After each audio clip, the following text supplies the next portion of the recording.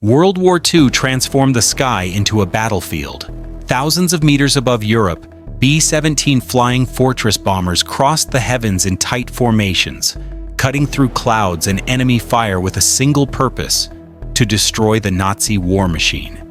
But inside those flying fortresses, there was one position that, more than any other, symbolized the fragility of man in the face of modern warfare: the tail turret. Of all the men who made up a B-17 crew, the tail gunner was the most vulnerable. The numbers confirm it. Approximately 87% of these men never came home. It's a brutal, almost unbearable statistic, one that reveals not only the harshness of aerial combat, but also the silent sentence carried by those who occupied that narrow compartment of steel and glass. The tail gunner flew alone. Isolated from the rest of the crew, confined within a dome barely 1.5 meters long, his world was reduced to the constant roar of engines, the rattle of metal, and the glacial cold seeping through the fuselage. From there, his mission was to defend the bomber's rear, the direction from which many of the enemy fighter attacks came. The isolation was total. During missions, communication with the main crew was limited to brief radio messages, and any malfunction or direct hit could leave him cut off completely. Amid anti-aircraft fire and bursts from Messerschmitts, the tail gunner knew that if the plane was hit, his chances of escape were almost none. The rear position was the hardest to abandon.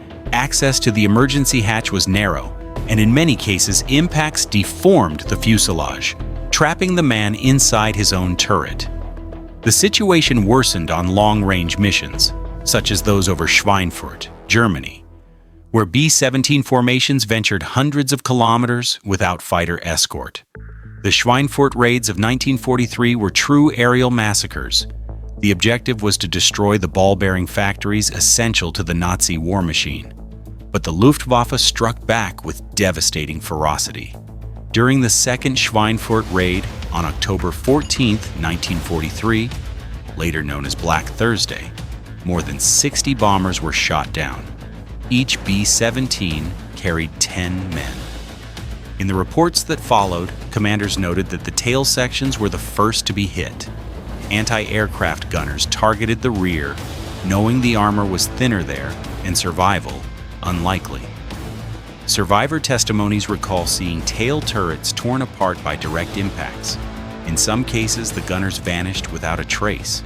In others, their comrades found them later, motionless, still gripping the twin triggers of their .50 caliber machine guns. Every mission was a game of Russian roulette. And though the heroism of the tail gunner was acknowledged, his fate was almost written. He was the solitary guardian, the last link in a chain of steel and fire, watching the horizon, knowing that beyond the fuselage lay the open sky and death. The tail gunner didn't just fight the enemy. He fought against time, against the cold, and against his own mind. At 25,000 feet, the temperature dropped to minus 40 degrees Celsius. In that corner of the bomber, the heating barely reached. Gloves stiffened, lips cracked, and a single small mistake, a frozen oxygen mask, a valve that refused to move, could mean a slow, invisible death, as cruel as enemy fire. There, suspended among the clouds, silence was as terrifying as the roar of battle. Between bursts of gunfire, the tail gunner had time to think, and thinking, in the middle of a war, was sometimes a luxury that turned into punishment. Many describe that space as a glass coffin, alone, strapped to 2 machine guns, looking backward, always backward. When the alarm blared and German fighters emerged from the sun, instinct took over. The men swung their turrets, fired, shouted coordinates through static and screams.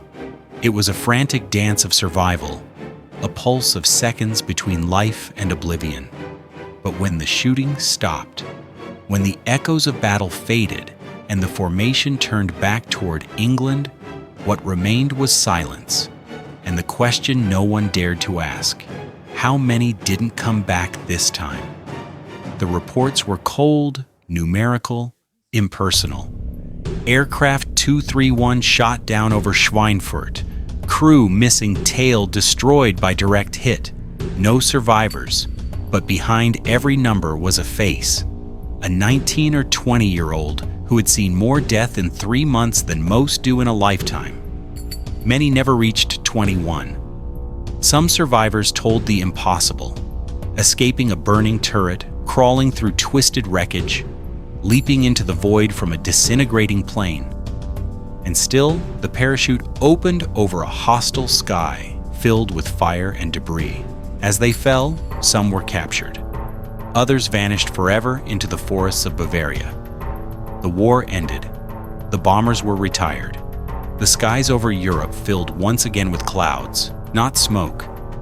Yet the echo of those days still lingers in museums, on air bases, and in the memories of the few who remain.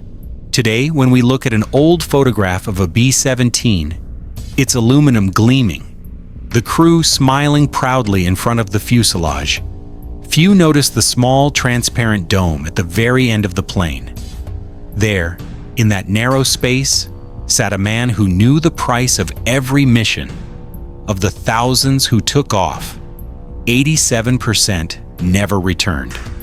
And yet, it was they who, always looking backward, ensured that the others could move forward. In the frozen silence of the turret, between life and death, the tail gunner was more than a soldier. He was the last guardian of the sky. The echo of those engines no longer vibrates in the skies. The formations that once crossed Europe like constellations of steel have vanished, and what remains is memory. Memory and wind. Today, in the silent hangars of museums, a B-17 rests under artificial light.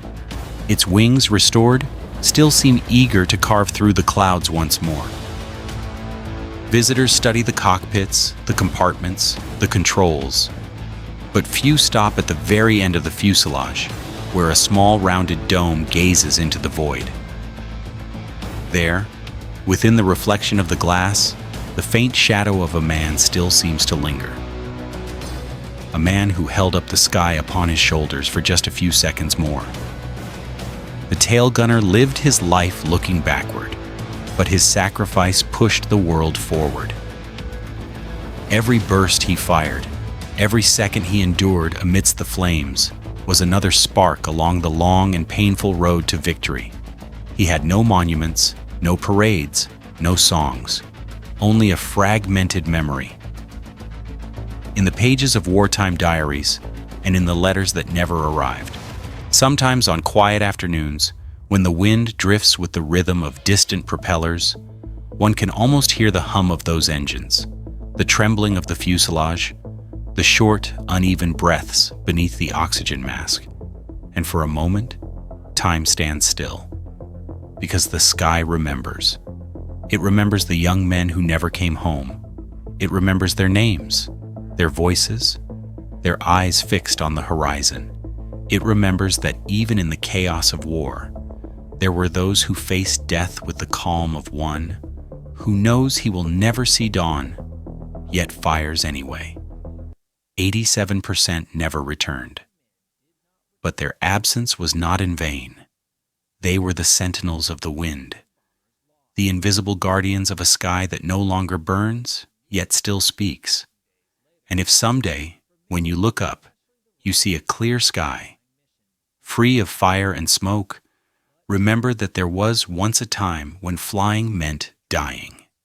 And that, in the last line of fire, a man in a turret looked back so that the rest of the world could move forward.